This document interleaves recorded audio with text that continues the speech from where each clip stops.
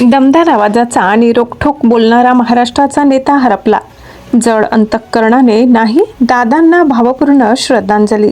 आजचा दिवस संपूर्ण महाराष्ट्रासाठी काळाचा दिवस ठरलाय. दमदार आवाज आणि रोखठोक बोलणारे आपले आदरणीय उपमुख्यमंत्री अजितदादा पवार यांचे जिल्हा परिषद पंचायत समिती निवडणुकीच्या अनुषंगाने प्रचारादरम्यान बारामतीकडे येत असताना विमान अपघातामध्ये दुर्दैवी मृत्यू झालाय. दादांच्या जाण्यामुळे सर्वसामान्य गोरगरीब जनतेसह संपूर्ण महाराष्ट्राला मोठा धक्का बसलाय.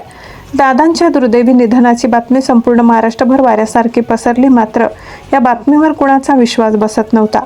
बारामती जिल्हा परिषद पंचायत समिती या निवडणुकीच्या प्रचारासाठी अजितदादा पवार यांच्या सभेचे आयोजन बारामतीमध्ये करण्यात आले. त्यासाठी अजितदादा मुंबईहून बारामतीकडे निघाले होते.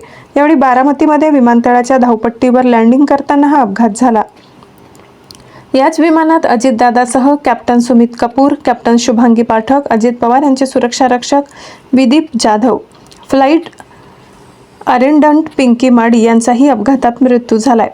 अजित पवार यांच्या निधनानंतर त्यांचे कुटुंब दिल्लीहून बारामतीकडे रवाना झाले. राष्ट्रवादी काँग्रेस नेते शरद पवार हे देखील मुंबईहून बारामतीकडे परतले आहेत.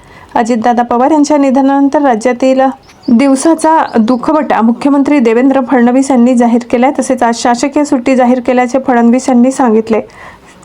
सर्वांच्या प्रश्नांवर सडेतोड उत्तर देणारे गोरगरिबांचा वाली म्हणून दादांना ओळखले जात होते. दादाच्या जाण्याने महाराष्ट्राला मोठा धक्का बसला आणि आजचा दिवस हा काळाचा ठरलाय. उपमुख्यमंत्री अजितदादा पवार यांना जड अंतःकरणाने संपूर्ण कळवण तालुकावासियांकडून भावपूर्ण श्रद्धांजली वाहण्यात आली आहे.